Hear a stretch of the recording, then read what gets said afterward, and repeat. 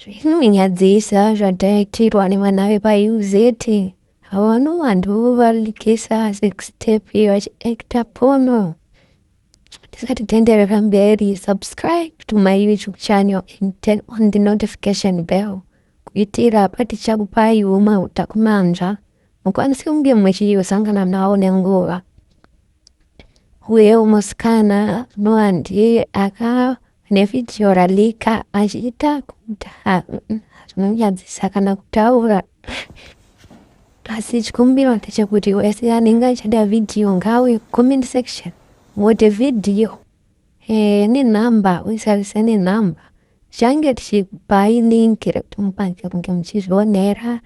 Isu tinoita tsvakurudzo, tinotsvaka zvese kusvika tawana video. Subscribe to my YouTube channel, ugara wakasubscribe kuitira pane information inobuda. Tinoita tsvakurudzo tokutsvagirai mafans kuti mukwanise kunge muchizvionera zvizere.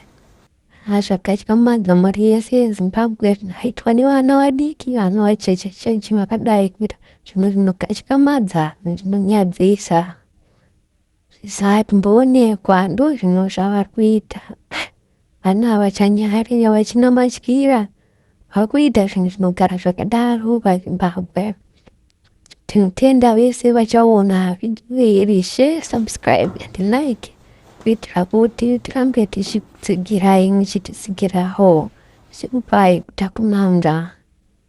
Subscribe on my YouTube channel. Musakangani kushare nekulike kuitira kuti tirambe tichibatana. Nenyaya huru dzese dzinenge dzichida tsvakurudzo tichakutsvagirai, tichikuposterai, tichikupai. Avo vanotibhiliva, vanochiti vachasubscribe, vachati trust, vachakomenta nenhamba comment section change tichikupai video.